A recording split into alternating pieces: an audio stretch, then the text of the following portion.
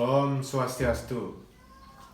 Kita bertemu kembali untuk membahas penelitian kualitatif, di mana pada kesempatan ini saya akan membahas 5 artikel dengan isu yang sama, yaitu bagaimana praktek Human Resources Management pada organisasi. Kita mulai saja dengan jurnal atau artikel yang pertama. Artikel pertama diambil dari jurnal Human Resources Management Review, jurnal Q1, dengan judul artikel Don't Know, Don't Care, An Exploration of Evidence-Based Knowledge and Practice in Human Resources Management, dengan penulis Carol Gill dari Melbourne Business School. Artikel ini menggunakan paradigma interpretatif dengan metode kualitatif. Tujuan penelitian adalah untuk mengidentifikasi kesenjangan antara retorika bahwa karyawan adalah aset dan realitas impersonal rasionalitas ekonomi. Sekarang kita masuk ke aspek filosofinya, yaitu ontologi, epistemologi, dan aksiologi. Yang pertama kita bahas ontologi. Penelitian ini dilakukan karena ketertarikan si peneliti di bidang praktek HRM, di mana peneliti melihat realitas bahwa penelitian yang dilakukan akademisi seharusnya sejalan dengan praktek yang dilakukan oleh praktisi. Pertama, peneliti meninjau dan mengkonsolidasikan apa yang diketahui tentang penyebab kesenjangan penelitian dengan praktek yang saat ini dianggap sebagai penyebab utama kegagalan dari HRM untuk menerapkan manajemen berbasis bukti. Yang kedua,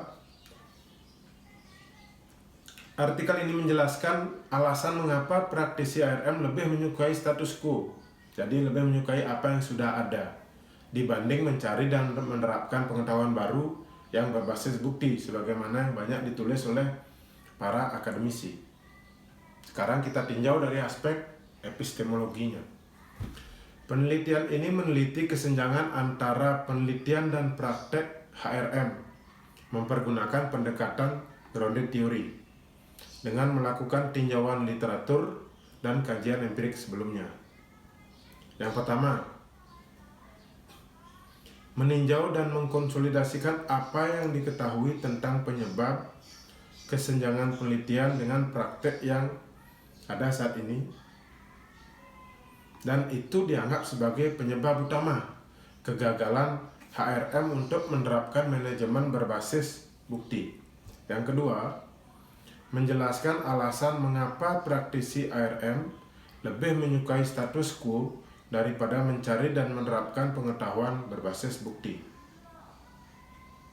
Dalam artikel ini dikembangkan model dengan proposisi sebagai berikut. Proposisi 1A, kurangnya pengetahuan berbasis bukti dari praktisi HRM meningkatkan sikap tidak menguntungkan mereka terhadap penerapan manajemen berbasis bukti. Proporsi berikutnya 1B, sikap tidak menguntungkan praktisi HRM terhadap nilai manajemen berbasis bukti mengurangi motivasi mereka untuk mencari dan menggunakan pengetahuan berbasis bukti.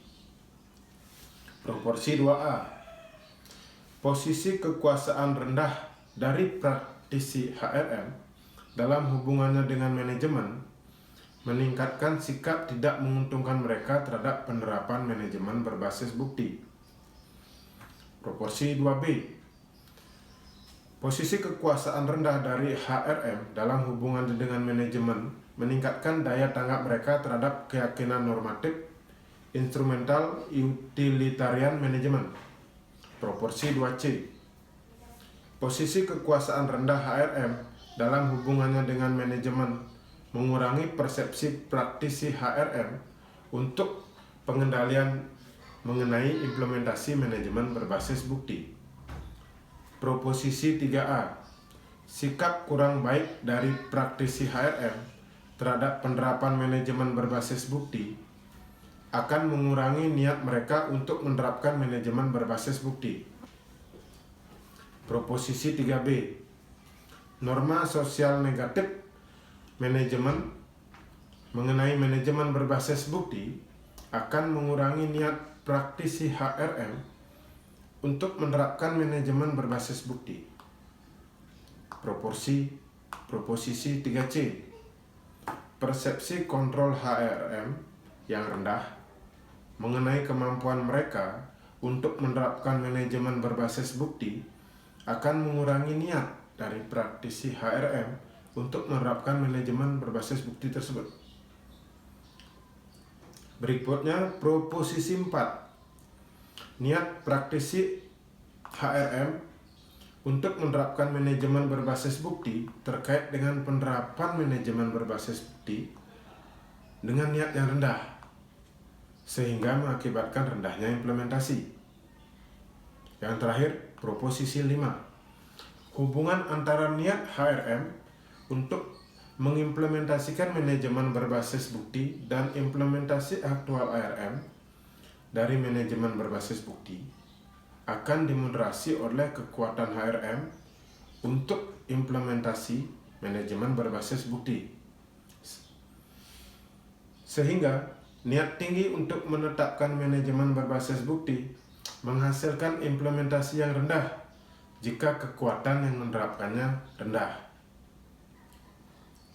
Ada kemungkinan juga bahwa sejumlah kondisi batas dapat mempengaruhi niat dan implementasi aktual dari manajemen berbasis bukti, dan disarankan agar hal ini dimasukkan dalam penelitian masa depan.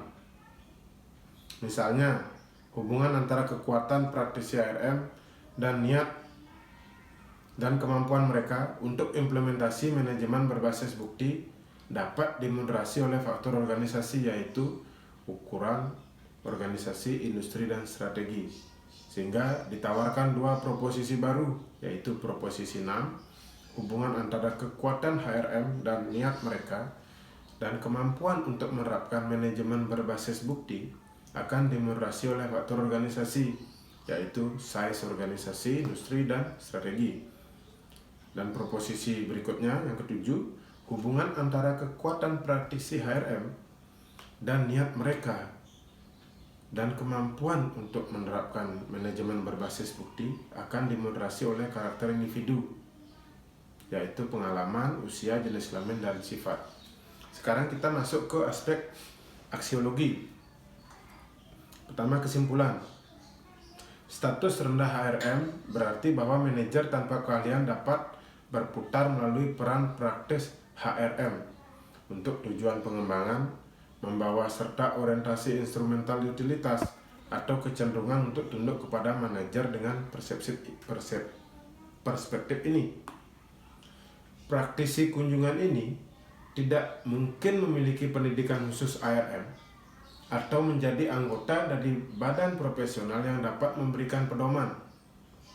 Yang dari sumber jurnal yang sama, Human Resources Management Review, di mana kalau pada artikel pertama disebutkan bahwa praktek HRM tidak sesuai dengan hasil-hasil penelitian. Nah, pada artikel yang kedua ini kita akan menyoroti fokus karyawan yang berbeda dengan fokus organisasi menyikapi HRM, di mana judul dari artikelnya adalah Strategic Human Resources Management and the Decline of Employee Focus, ditulis oleh Harry J. Van Buren III, Michelle Greenwood, dan Seti Sheehan. Artikel ini menggunakan paradigma positivistik dengan metode kualitatif dengan tujuan untuk memahami mengapa dan bagaimana terjadi pergeseran dari fokus karyawan ke fokus strategi di peran HRM. Sekarang kita lihat ke aspek ontologi, epistemologi, dan aksiologinya. Aspek ontologi. Penelitian ini dilakukan karena ketertarikan si peneliti di bidang praktek HRM, di mana peneliti melihat realitas berupa adanya pergeseran dari fokus karyawan ke fokus strategi di peran HRM, di mana tujuan organisasi dan tujuan karyawan tersebut sebagian besar bertentangan. Jadi antara organisasi punya tujuan tersendiri, di mana tujuan karyawan ini terabaikan karena organisasi melihat karyawan ini dari sisi yang bukan nasihat lagi, seperti itu. Kita masuk ke epistemologi. Penelitian ini memakai pendekatan case study pada Australian Human Resources Institute atau AHRI, di mana peneliti mendeskripsikan dan menafsirkan pergeseran dari fokus karyawan ke fokus strategi di peran HRM, memeriksa jaringan dan interaksi sebab akibat terjadinya pertentangan dari tujuan karyawan dengan tujuan organisasi dalam HRM. Peneliti menawarkan akun sementara unitarisme dalam HRM menggunakan serangkaian diagram Venn, dua lingkaran yang menggambarkan persimpangan atau ketiadaan antara kepentingan karyawan dan organisasi, sebagaimana terlihat dalam gambar, di mana kepentingan organisasi menempati lingkaran kiri dan kepentingan karyawan berada di lingkar kanan. Sebagai masalah praktis diagram Venn, di mana kepentingan organisasi dan karyawan tidak bersinggungan sama sekali, akan menjadi nol. Tidak ada karyawan yang akan bekerja untuk sebuah organisasi jika tidak ada kepentingan yang dipenuhi. Tidak ada organisasi yang dapat memperkerjakan individu yang tidak berusaha untuk memajukan kepentingan organisasi. Jadi, organisasi punya kepentingan sendiri, individu punya kepentingan sendiri. Secara ideal harusnya bagaimana dua bulatan tujuan ini dapat bersinergi, seperti itu. Peneliti mengusulkan bahwa diagram Venn di mana terdapat persimpangan variabel, namun terbatas pada kepentingan organisasi dan karyawan sebagai penggambaran yang paling akurat. Karyawan yang memiliki pilihan akan memilih untuk diperkerjakan oleh organisasi yang setidaknya memenuhi sebagian dari kebutuhan mereka, meskipun kebutuhan tersebut sama jelasnya dengan kebutuhan untuk memperoleh penghasilan. Metode yang dipakai untuk meneliti dalam artikel ini yaitu dengan menggunakan kuesioner, di mana kuesioner ini disebarkan melalui email dan diundang untuk mengunjungi web. Survei ke email dikirim ke 12.437 anggota AHRI, di mana sebanyak 11% atau 13.000 atau 1.372 menyelesaikan surveinya. Ada sejumlah alasan kenapa hanya 11% yang menyelesaikan surveinya. Karena pada survei tersebut disebutkan bahwa yang mengisi survei secara lengkap adalah mereka anggota yang saat ini bertanggung jawab untuk urusan HRM atau personalia. Dan kedua, survei tidak mengizinkan non-respon untuk item tertentu sehingga beberapa anggota mungkin keluar dari sistem sebelum menyelesaikan survei. Mereka tidak ingin menyelesaikan beberapa itemnya. Jadi itu alasannya. Meskipun tingkat tanggapan berkurang, namun 1.372 anggota yang memberikan tanggapan memberikan ukuran sampel yang besar untuk analisis statistik. Karakteristik sampel juga mewakili berbagai kelompok yang adil dalam profesi. Ada penyebaran yang baik dari segi usia, di mana 28 responden termasuk usia 30-39, 34% 40-47 tahun, dan jenis kelamin 65% responden laki-laki, 35% perempuan. Jadi secara keseluruhan rentang responden mewakili berbagai profesional HRM yang wajar sehubungan dengan usia, jenis kelamin, dan latar belakang industri.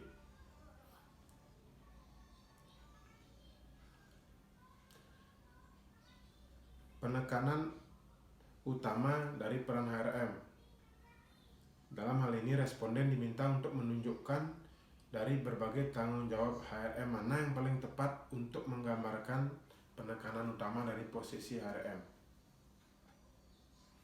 Pilihannya rekrutmen, seleksi, pelatihan, pengembangan, hubungan industrial, hubungan karyawan, EEO, K3, remunerasi, manajemen kinerja, HRIS, administrasi pengupahan dan gaji, dan berbagai masalah HRM.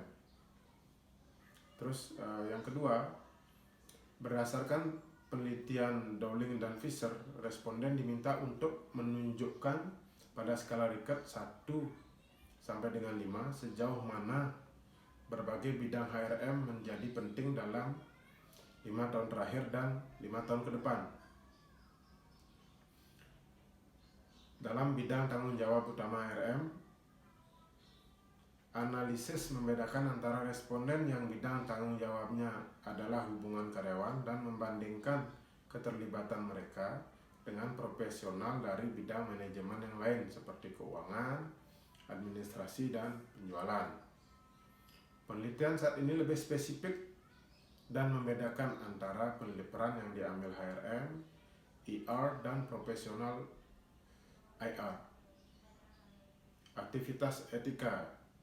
Yang keempat, responden diminta untuk menandai aktivitas mana yang telah terjadi di organisasi mereka dalam 2 tahun terakhir. Kegiatan tersebut meliputi kode etik, apakah telah diterbitkan atau direvisi, apakah ada organisasinya, apakah ada pelatihan dan pengambilan keputusan etika, perubahan sistem penghargaan untuk memperkuat etika. Untuk setiap kegiatan ini, responden juga diminta untuk menjawab ya dan tidak. Sekarang kita masuk ke aksiologinya. Yang pertama, hasil penelitian. Temuan dari studi ini mengkonfirmasi bahwa peran HRM yang berpotensi konflik menunjukkan kurangnya unitarisme pada tingkat empiris. Ditambah dengan penerimaan yang jelas atas tanggung jawab strategis yang dilaporkan oleh para profesional HRM dalam penelitian ini. Responden juga melaporkan tingkat tanggung jawab yang sangat tinggi di sejumlah bidang manajemen karyawan utama, terutama bernegosiasi dengan serikat pekerja, menetapkan dan menegosiasikan tingkat upah, mempersiapkan sidang pengadilan industri, dan tanggung jawab EEO dan HOAS. Terlepas dari tanggung jawab utama untuk area ini yang signifikan untuk kepentingan karyawan, ketika ditanya tentang penekanan utama posisi mereka, profesional HRM melaporkan bahwa pengembangan strategis dan kontribusi fungsi memegang prioritas yang lebih tinggi, baik di masa lalu maupun masa depan, daripada area yang secara langsung berdampak pada karyawan, seperti IR, ER, EEO, dan HOAS. Sekarang kita masuk ke implikasi praktis. Manajer HRM untuk mengambil tanggung jawab menjadi pendukung analisis dan praktik HRM yang etis dalam organisasi mereka, dapat melakukan tinjauan yang lebih sistematis dan lebih memperhatikan kompleksitas implementasi temuan penelitian. Misalnya, HRM perlu meminta dukungan manajer untuk menciptakan HRM yang kuat,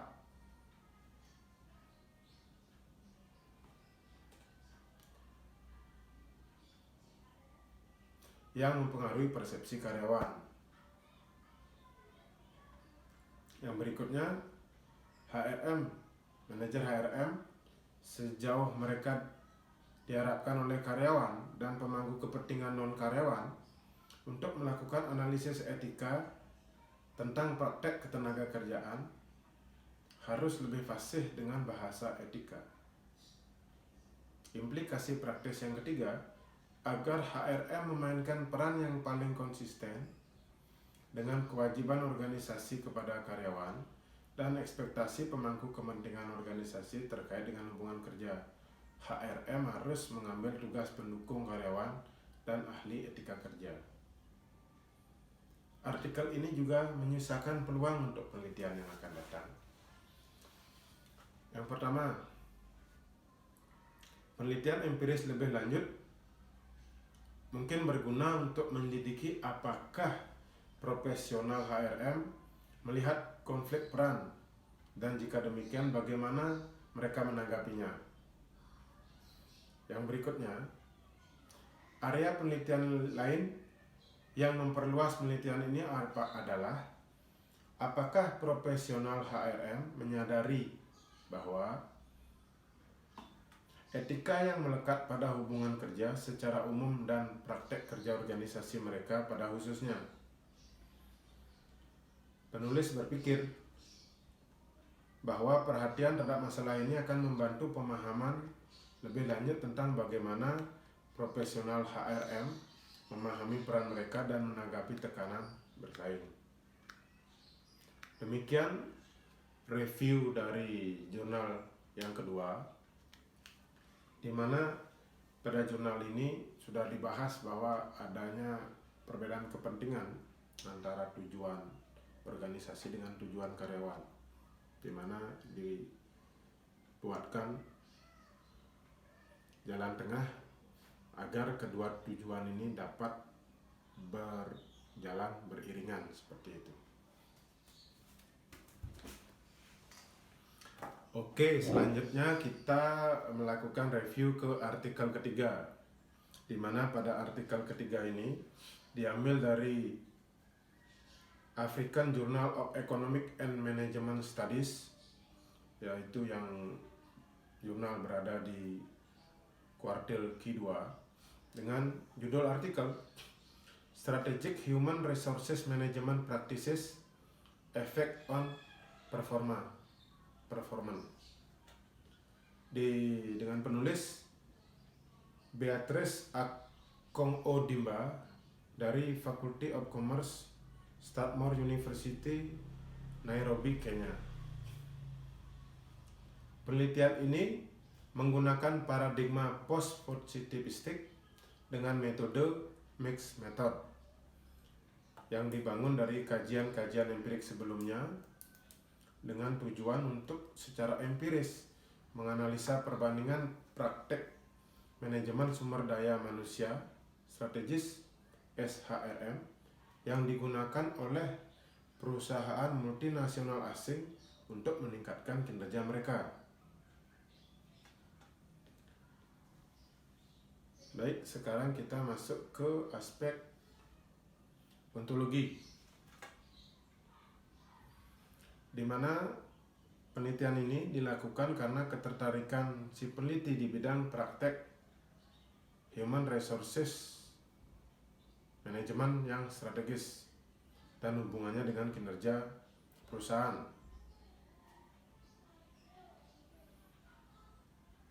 Di mana praktek SHRM yang distandarkan di negara barat ternyata dari banyak penelitian kurang efektif dan bisa untuk diterapkan di negara yang berkembang.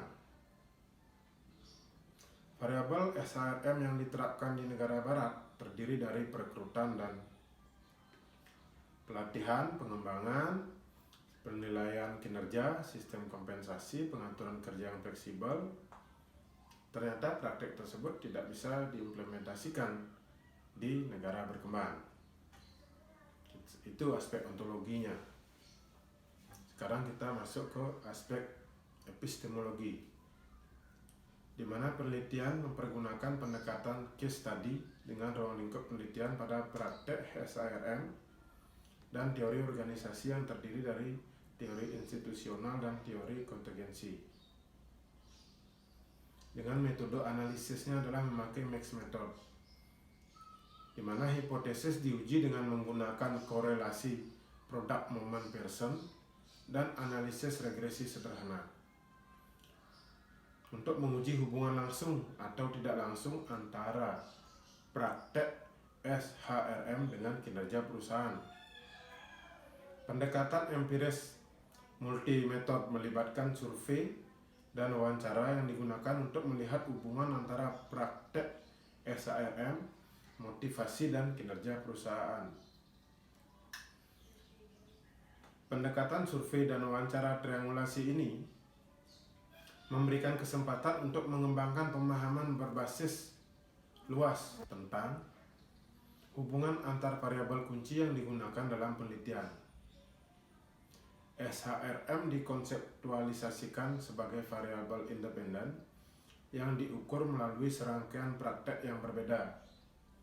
Kinerja organisasi sebagai variabel terikat diukur dengan menggunakan konstruk citra, hubungan interpersonal, dan kualitas produk.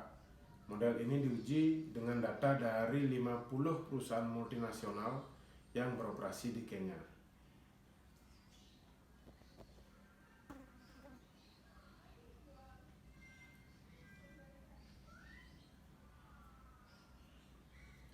Hipotesis dari penelitian ini adalah yang pertama, ada hubungan positif antara praktek SHRM dan kinerja perusahaan.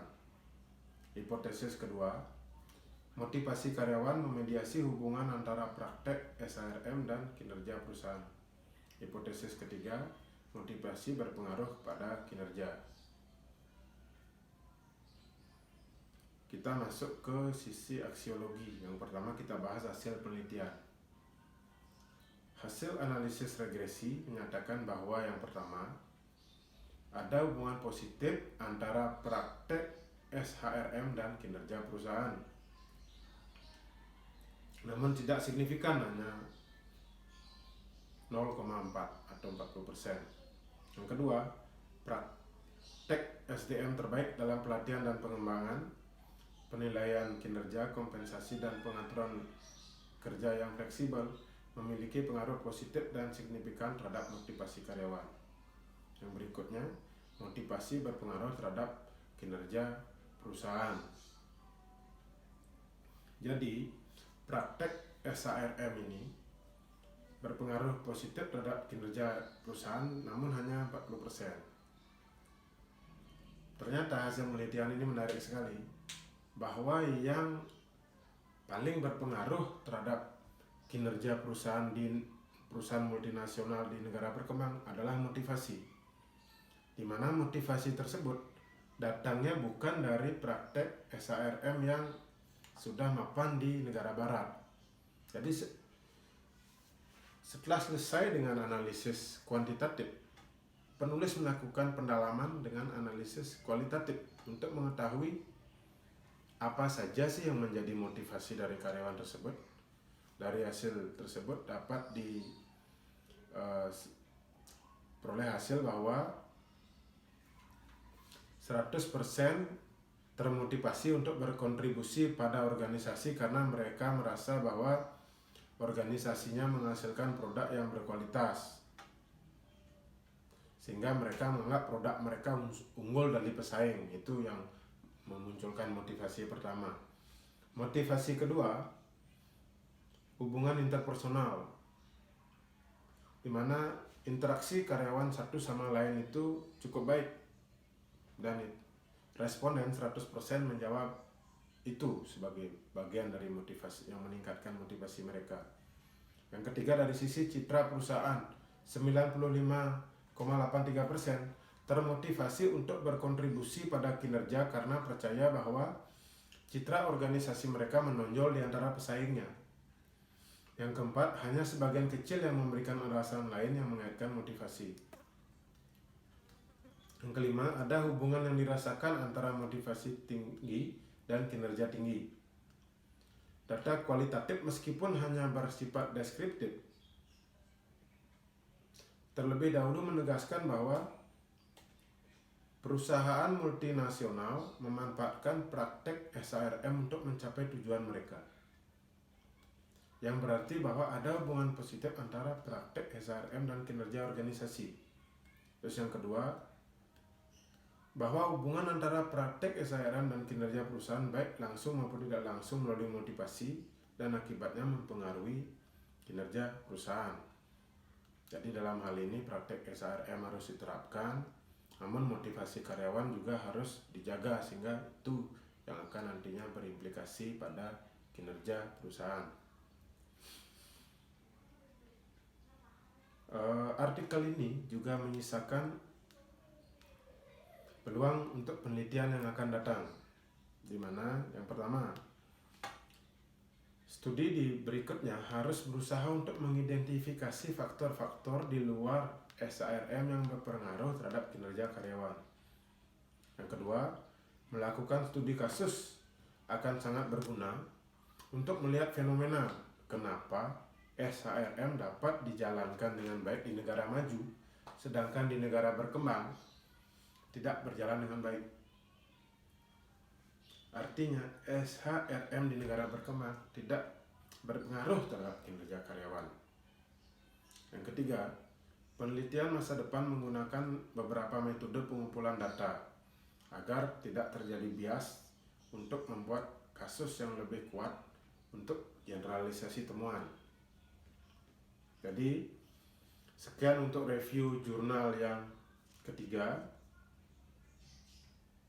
Untuk selanjutnya kita akan mereview artikel yang keempat. Selanjutnya kita masuk ke artikel keempat. Wah, cukup panjang ini. Artikel keempat saya mengambil dari jurnal Society and Business Review dengan judul artikel African Management Concept, Content and Usability. Ditulis oleh 3 penulis. Yang pertama Conan Anderson Senican dari Toulouse Business School, University de Toulouse, Prancis. Yang kedua Susanne Marin Apitza dari University du Havre, Prancis, dan Emmanuel Adegbite dari Durham University Business School, UK. Artikel ini menggunakan paradigma kritikal dengan metode kualitatif yang bertujuan untuk mengkaji konsep manajemen Afrika, di mana manajemen Afrika ini semakin diperdebatkan di kalangan peneliti, di mana manajemen Afrika ini semakin mendapat pengecualian dan semakin termarginalisasi. Jadi itu realitas yang ada saat ini. Sekarang kita masuk ke aspek ontologi. Aspek ontologi, penelitian ini dilakukan karena ketertarikan peneliti mengenai manajemen organisasi. Penelitian manajemen dalam konteks Afrika semuanya tidak terlihat dalam literatur manajemen. Gagasan quote-unquote manajemen Afrika muncul melalui kumpulan dari sedikit literatur sebagai tanggapan atas pengecualian dan marginalisasi yang terjadi. Afrika dalam bidang literatur manajemen yang luas. Alasannya adalah bahwa model manajemen barat yang berlaku selama ini di Afrika tidak memadai karena ada pertimbangan budaya di situ. Namun, apa yang dimaksud dengan manajemen Afrika masih asing bagi peneliti maupun praktisi. Itu realitasnya yang ada. Sekarang kita masuk ke epistemologinya. Artikel ini menggunakan metode penelitian kualitatif dengan pendekatan autoetnografi yang mencakup refleksi kritis, introspeksi, sistematis, dan ingatan emosional. Praktek-praktek ini dapat mengarah pada kisah-kisah yang menggugah, yang mendorong dialog, perubahan, identifikasi dengan orang lain, dan keadilan sosial. Dari sudut pandang ini, proses menciptakan, mewujudkan, dan mengartikulasikan cerita terkait erat dengan pengetahuan dan penemuan. Penulis melakukan tinjauan selektif terhadap fragmentasi literatur dari manajemen Afrika untuk mengidentifikasi arah yang diikutinya. Ini dilakukan melalui sebuah kerangka kerja analitis yang bertujuan menyelidiki kegunaan dari manajemen Afrika.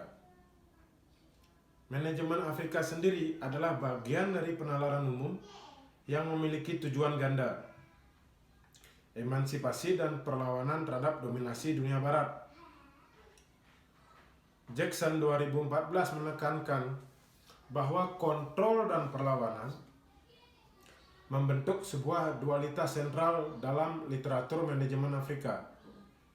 Dengan demikian, manajemen Afrika mencerminkan postur perlawanan yang merupakan inti dari masalah kekuasaan antara dominan dan yang didominasi. Secara khusus, Walsh 2015 berpendapat bahwa peneliti dalam manajemen memiliki pengetahuan yang buruk tentang manajemen organisasi Afrika. Artikel ini mencoba untuk merasakan kesenjangan ini dengan mempelajari komponen dasar dari manajemen Afrika. Menurut Hatchell 2005, penulis bermaksud untuk menghasilkan elemen aksesibilitas ke model tindakan yang mengatur fungsi organisasi Afrika. Tujuan tersebut mungkin memiliki 3 alasan yang membenarkan urgensinya menurut Terman et al. 2016. Sehingga artikel disusun sebagai berikut. Yang pertama, penulis memposisikan penelitian manajemen pada organisasi Afrika dibandingkan dengan perspektif analitik umum organisasi. Setelah itu, didefinisikan kerangka kerja yang digunakan sebagai pedoman untuk memeriksa kegunaan manajemen Afrika. Penulis menyajikan hasil yang menunjukkan bahwa manajemen Afrika muncul sebagai tindakan perlawanan terhadap literatur dominan dalam manajemen. Sistem pemikiran Afrika dimobilisasi sebagai alat untuk mengambil kembali keaslian Afrika. Namun, kesulitan untuk mengungkap manajemen Afrika adalah bahwa hal itu secara inheren tunduk pada berbagai pengaruh. Terlepas dari kesulitan ini, manajemen Afrika meskipun disebarkan sedikit demi sedikit,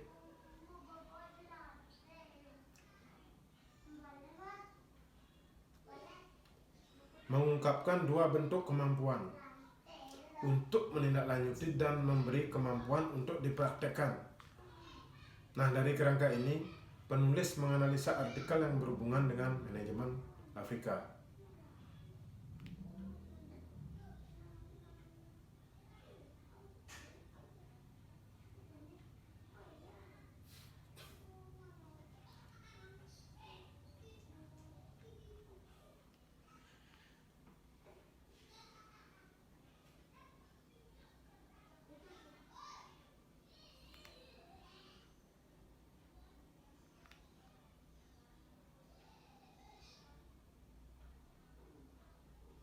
Sekarang masuk ke aksiologi. Pertama, temuannya. Artikel ini mengidentifikasi elemen kunci yang mendasari narasi manajemen Afrika. Itu juga mengartikulasikan elemen-elemen ini dalam bingkai yang merepresentasikan upaya rendering yang belum pernah terjadi sebelumnya. Sehingga advokasi manajemen Afrika menjadi lebih berwawasan. Kita masuk sekarang ke manfaat teoritis. Makalah ini berkontribusi pada literatur tentang manajemen Afrika dengan memberikan sebuah tinjauan kritis terhadap konstituen fundamentalnya dan tautan yang mungkin mereka miliki. mengingat perusahaan memiliki peran sosial yang besar untuk memainkan dalam mentransformasi Afrika. Implementasi teoritis dan manajerial dari penelitian ini pasti bisa berkontribusi pada pemahaman yang lebih baik tentang bagaimana organisasi Afrika berfungsi. Studi ini juga berkontribusi pada perdebatan yang lebih luas, di mana penulis seperti Boya Siliger dan Adler tahun 1991 mengundang peneliti manajemen untuk mempelajari sistem manajemen di luar model manajemen yang sudah umum. Salah satunya adalah manajemen Afrika. Secara khusus, Walsh 2015 sampai pada gagasan bahwa peneliti masuk manajemen memiliki pengetahuan yang buruk tentang bagaimana organisasi Afrika. Jadi itu akan memperkaya literatur. Yang kedua, studi ini dapat dilihat sebagai kontribusi untuk bidang tinjauan sistematis yang muncul dalam penelitian manajemen pada organisasi Afrika. Meskipun melengkapi kontribusi yang sudah ada, namun studi ini sangat berbeda. Memang penelitian sebelumnya menawarkan tinjauan kritis terhadap studi manajemen yang berfokus pada konteks Afrika, di mana secara khusus Nkomo 2011 menyoroti ketegangan dan kontradiksi dari literatur ini. Zogah 2008, Zogah dan Nkomo 2012 menganalisis tren penelitian manajemen pada organisasi Afrika, sehingga penulis mengusulkan tinjauan kritis dari konsep manajemen Afrika dalam literatur manajemen. Bagian terakhir adalah orisinalitas atau nilai. Tren ekonomi Afrika yang dinamis dan dinamika yang akan datang sedang mendapat sorotan. Pada saat yang sama, peningkatan ini kembali menimbulkan perhatian utama tentang masyarakat Afrika, di mana pengembangan di masa organisasi diharapkan memainkan peran yang sangat penting. Namun, kekurangan dan terfragmentasi. Sifat keadilan penelitian manajemen Afrika saat ini tidak memungkinkan baik praktisi maupun akademisi untuk mendapatkan pemahaman yang mendalam tentang organisasi Afrika. Artikel ini merupakan jurusan kontribusi dengan menyiapkan skema untuk mengidentifikasi secara meyakinkan parameter analitis yang benar dihitung dalam organisasi Afrika. Demikian yang dapat saya sampaikan. Sekarang kita masuk ke artikel terakhir, artikel kelima. Diambil dari jurnal Human Resources Management Review dengan judul artikel The Effect of Human Resources Management Practices on Knowledge Management Capacity, a Comparative Study in Indian IT Industry, dengan penulis Sarmila Gope, Gianluca Elia, dan Giuseppina Paciete dari Università del Salento, Dipartimento di Ingegneria dell'Innovazione Lecce, Italia. Penelitian ini mempergunakan paradigma positivistik dengan metode kualitatif yang bertujuan untuk menguji pengaruh praktik manajemen sumber daya manusia atau yang disingkat HRMP pada kapasitas manajemen pengetahuan yang efektif atau yang disingkat KMC, Knowledge Management Capacity. Selanjutnya kita masuk ke aspek ontologi. Penelitian ini dilakukan karena ketertarikan si peneliti di bidang praktek Human Resources Management, di mana peneliti melihat realitas bahwa bisnis yang sukses menuntut praktek sumber daya manusia berkinerja tinggi dan kapasitas manajemen pengetahuan yang efektif untuk meningkatkan kinerja organisasi secara keseluruhan. Jadi realitasnya seperti itu. Pertumbuhan pesat perusahaan lokal dan multinasional yang beroperasi di industri padat pengetahuan telah meningkatkan persaingan global di pasar tenaga kerja, juga untuk negara berkembang. Oleh karena itu, menarik sumber daya manusia yang berharga, mempertahankan bakat dan mengelola pengetahuan secara efektif untuk menghadirkan teknologi terbaru serta solusi dan layanan inovatif adalah tantangan terbesar dalam industri IT modern. Berikutnya, kita masuk ke bagian epistemologi. Makalah ini mempergunakan metode penelitian kualitatif berdasarkan beberapa studi kasus dan menggunakan data primer dan sekunder yang dikumpulkan melalui studi pustaka dan wawancara lapangan. Jadi metodologinya adalah case study. Nah, metodologi ini dipilih karena sifat topik penelitian yang belum tereksplorasi, di mana tujuan utamanya adalah menjawab pertanyaan bagaimana dan mengapa. Selain itu, studi kasus memungkinkan pemahaman holistik tentang fenomena kompleks yang diteliti dengan melakukan pendidikan empiris yang menyelidiki fenomena kontemporer dan terikat dengan konteks kehidupan nyata. Menurut Eisenhardt 1989, Yin 1994, dan Creswell 2014.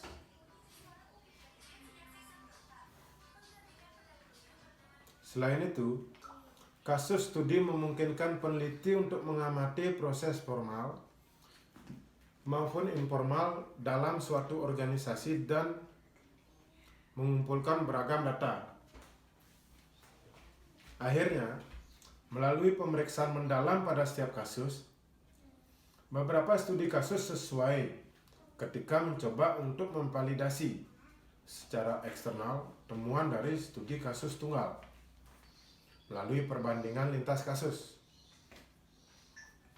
Yang jelas, beberapa studi kasus memungkinkan generasi teori yang lebih kuat sehubungan dengan studi kasus tunggal menjadi metodologi sebelumnya yang lebih didasarkan pada bukti empiris menurut Eisenhardt dan Gardner 2007 dan Yin 1994. Nah, berikutnya kita masuk ke aspek aksiologinya.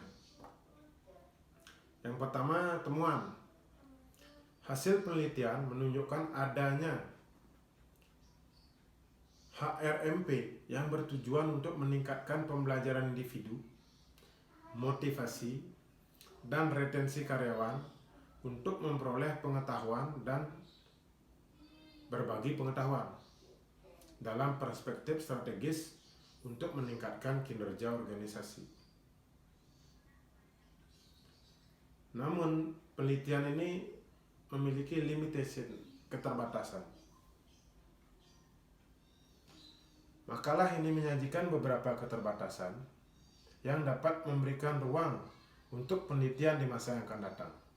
Yang pertama, studi kasus analisis kasus ganda kualitatif.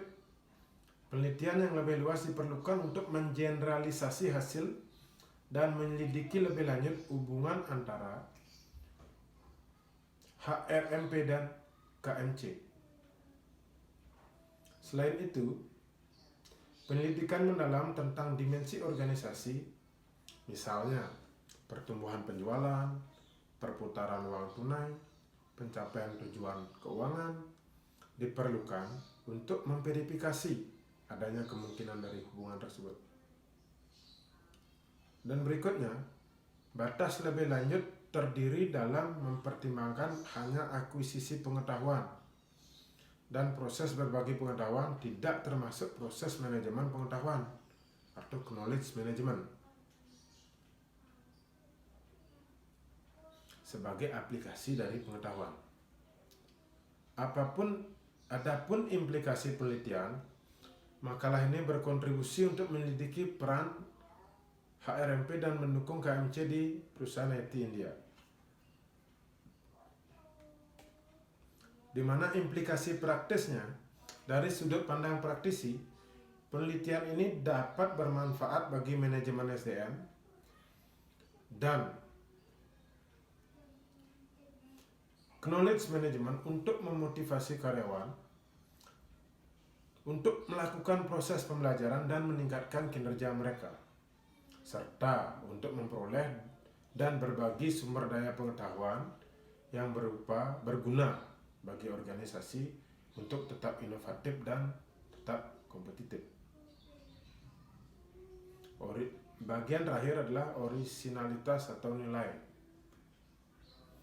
Karena pengaruh HRMP pada knowledge management capacity belum banyak dipelajari di industri teknologi informasi India, studi ini dapat membuka bidang untuk studi lebih lanjut tentang penyelidikan yang lebih dalam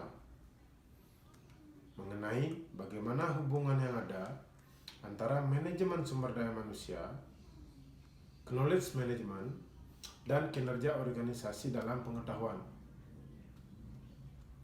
di industri intensif di India dan lebih umum di negara berkembang. Jadi di sana ada peluangnya. Pada bagian terakhir ini, saya harus memilih satu dari kelima artikel yang sudah saya review tadi. Kelima artikel ini sangat menarik karena yang pertama, kelimanya merupakan jurnal yang terindeks Scopus, Q1 dan Q2, 4Q1 dan 1Q2. Berikutnya menggunakan paradigma yang berbeda, dengan metode yang berbeda, dan juga memakai pendekatan penelitian yang berbeda pula.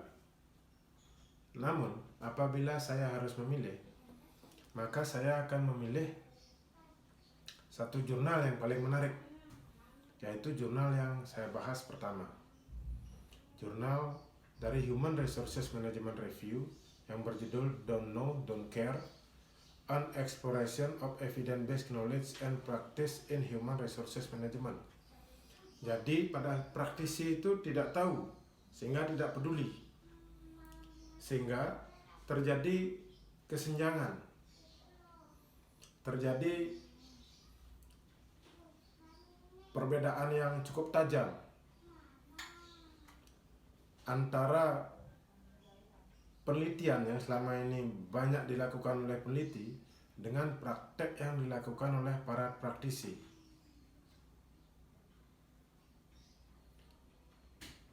Di mana para praktisi tidak menerapkan human resources management berbasis bukti.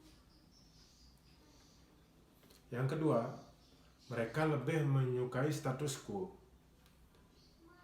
Saya rasa ini wajar sekali jika seorang karyawan, mereka tentunya akan lebih berpikir untuk berada di zona nyamannya, business as usual.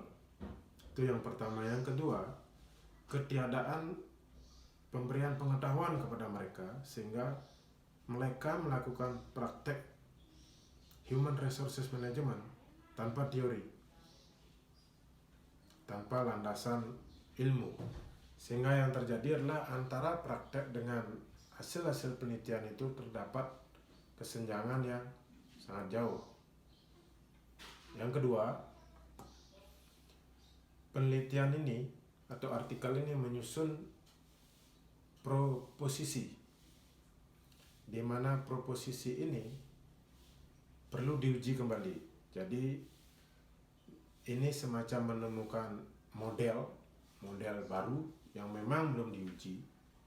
Namun apabila hasil pengujiannya dan setelah dioperasionalkan variabelnya terbukti valid, maka ini akan menjadi teori baru. Yang berikutnya, selama ini akademisi itu terlalu menyederhanakan implikasi praktis dari penelitian mereka dan mengabaikan hubungan kekuasaan dan ketegangan yang melekat pada HRM. Jadi hasil-hasil penelitian tentang HRM selama ini seperti berada di mercusuar, di mana tidak terdistribusi atau tidak terdiseminasi kepada para praktisi yang sebenarnya sangat membutuhkan pengetahuan tersebut.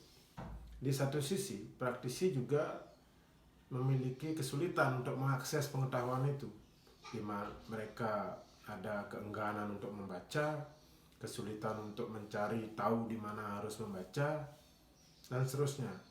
Sehingga pengetahuan mereka hanya terbatas pada pendidikan dan pelatihan yang nantinya akan diberikan oleh perusahaan. Jadi tidak ada keinginan dari dalam untuk melengkapi diri sebagai seorang praktisi HRM dengan pengetahuan dan ilmu yang mumpuni, sehingga apa yang secara teori sudah banyak diteliti orang dapat dipraktekkan di dunia kerja di tempat mereka bekerja. Itu yang saya rasa paling menarik dari kelima artikel ini.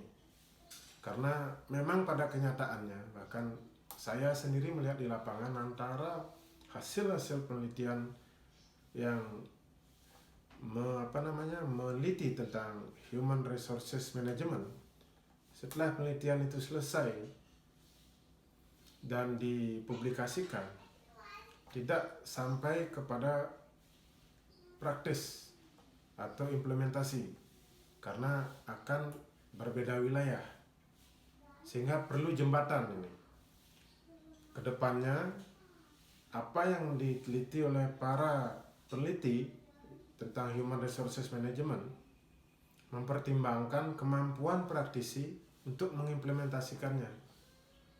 Karena tidak semua yang kita lihat dari luar secara teori dapat dipraktekkan begitu saja di dunia nyata. Itu alasan saya kenapa saya memilih artikel ini. Demikian review 5 artikel yang sudah saya lakukan dan apa alasan saya memilih satu artikel tadi sebagai artikel yang paling menarik menurut saya. Semoga bermanfaat. Saya tutup dengan Parama Santi. Om Santi Santi Santi Om.